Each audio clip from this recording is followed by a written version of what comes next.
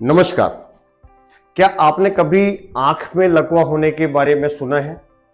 अगर नहीं सुना है तो आपको इस वीडियो को शुरू से अंत तक देखना चाहिए, जिससे आपको समझ आएगा कि आंख में भी लकवा हो सकता है और इसका क्या उपचार होता है। ताकि हो सकता है कि आप इसको जानने के बाद आप अपने आसपास किसी की आई को सेव कर सके।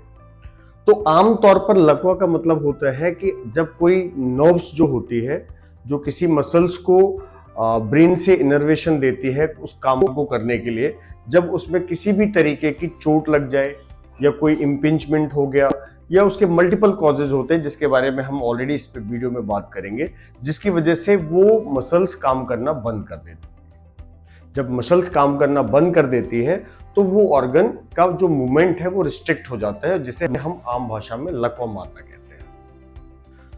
बेसिकली अभी आपको एक इसमें वीडियो दिखाया जाएगा। अब इस वीडियो में देखेंगे तो आई में एक जो मूवमेंट है वो रिस्ट्रिक्ट है एक आई में। अगर आप देखेंगे तो right left up down normally I में ये मूवमेंट्स होती हैं जो मसल्स के थ्रू होती हैं, और इन मसल्स को जो इनर्वेशन मिलती है वो ब्रेन से मिलती है।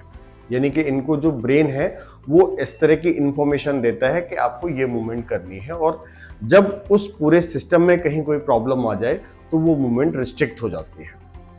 तो अब हम बात करते हैं वापस आके आई के लकवा के बारे में। तो आंख में बहुत सारी मसल्स होती हैं जो आईज को मूवमेंट प्रदान करती हैं, जैसे पलक को बंद करना, खोलना, ऊपर देखना, नीचे देखना, दाएं बाएं, या ऑब्लिक मूवमेंट्स भी जो होती हैं, ये सारी की सारी मसल्स से ये मूवमेंट्स मिलती है, और इन मसल्स को अलग अलग तरह की नर्व से जो सप्लाई करती है, जो ब्रेन से इनर्वेशन आती है।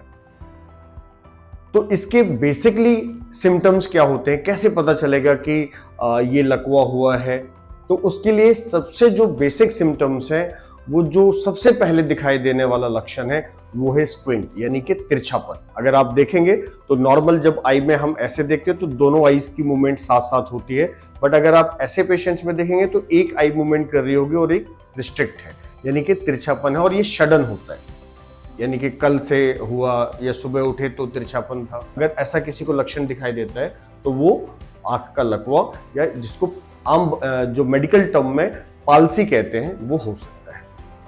दूसरा इसका कॉमन सिम्टम्स है डिप्लोपिया, यानी कि डबल विजन, यानी कि एक ही चीज दो दिखाई देने लग जाए। क्यों ऐसा क्यों हो रहा है? क्योंकि ब्रेन जो है वो इक्वल सिग्नल नहीं रिसीव कर रहा है आई से, अलग अलग सिग्नल्स आ रहे हैं।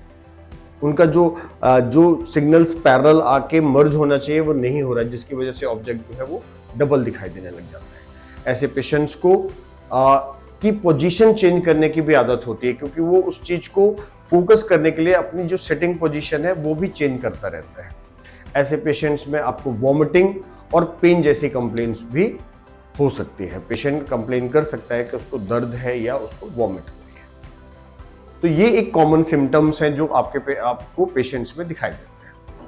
अब अगर हम इनके कॉजेज की बात करें कि इसका कारण क्या है, एग्जैक्ट क्या कारण होता है, तो अगर हम कारण की बात करें तो अब हमें सबसे पहले ये समझना है कि आई में जो मसल्स है उनको जो मूवमेंट, जैसे कि अब हम अगर इस वीडियो में जो हम वीडियो इस्तेमाल कर रहे हैं इसमें पेशेंट को सिक्स्थ नर्व पाल्सी हुई है, सिक्स्थ नर्व पाल्सी, तो हम सिक्स्थ नर्व को ही के साथ डिस्कस करेंगे ताकि हमें एग्जैक्टली ब्रेन के लेवल पे पता चलेगा कि क्या हो रहा है।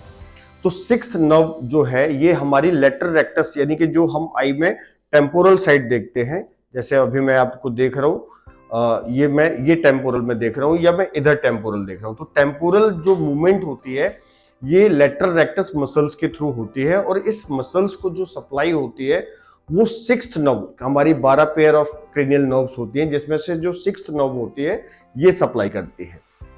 ये सिक्स्थ नर्व आती कहाँ से है?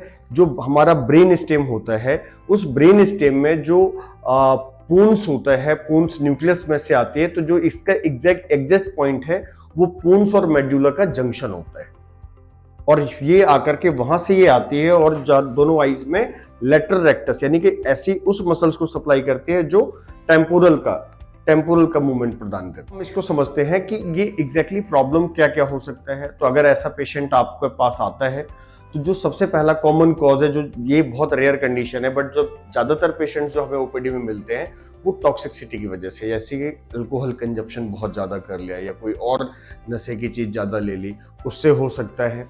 ब्रेन में किसी ट्यूमर की वजह से हो सकता है, किसी इंजरी की वजह से हो सकता है। इंजरी से अगर वो नर्व्स जो है पर्टिकुलर रप्चर हुई है तो उसकी वजह से भी हो सकता है।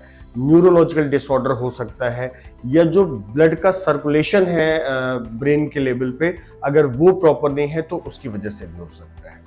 तो बेसिकली ये कुछ कॉमन कॉजेज है, इवन स्ट्रोक से भी ये हो सकता है। तो इस तरह की ये कॉमन कॉजेज हैं जो इस तरह के पाल्सी को या इस तरह के लकवा के ये कारण होते हैं। अब अगर हम इसके ट्रीटमेंट की बात करें तो मैं आपको सजेस्ट करूंगा कि ये this is something serious condition, तो इसको सेल्फ ट्रीटमेंट के लेवल पे कभी नहीं जाना चाहिए आपको।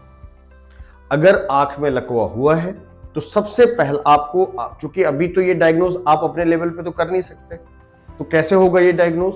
सबसे पहले आप अपने नियर बाई ऑप्थेल्मोलॉजिस्ट को मिलेंगे। वो ऑप्थेल्मोलॉजिस्ट पहले ये डायग्नोज बनाएगा कि एग्जैक्टली ये लकवा ही है या कुछ और है, और अगर ये लकवा है यानी कि ये अगर पाल्सी है तो फिर वो आगे जो है न्यूरोलॉजिस्ट के पास भेजेंगे ओपिनियन के लिए। एमआरआई हो सकता है, वो न्यूरोलॉजिस्ट आगे एमआरआई कराएं या और भी इन्वेस्टिगेशन वो करा सकते हैं इस चीज को रूल आउट करने के लिए कि एग्जैक्टली ब्रेन के लेवल पे क्या प्रॉब्लम चल रही है जिसकी वजह से ये प्रॉब्लम हुआ है। तो अगर किसी को इस तरह का प्रॉब्लम होता है तो बिना किसी देरी किए हुए इसको एज अ इमरजेंसी लें, और जितनी जल्दी हो सकता है तुरंत से तुरंत पहले ऑप्थेल्मोलॉजिस्ट को दिखाएं। और ऑप्थेल्मोलॉजिस्ट मैं 100% कह सकता हूं कि वो ट्रीटमेंट तो स्टार्ट करेंगे, बट साथ के साथ एक न्यूरोलॉजिस्ट की ओपिनियन भी जरूर कराएंगे ताकि कुछ सिस्टमिक ट्रीटमेंट भी स्टार्ट हो और इससे जल्दी से जल्दी निजात पाया जा सके। और ऐसा देखा गया है कि अगर आप अर्लीस्ट डॉक्टर को मिलते हैं, अर्लीस्ट आपका ट्रीटमेंट शुरू हो जाता है, तो ज्यादातर केसेस 80 to 90% रिकवर हो जाते हैं। धन्यवाद।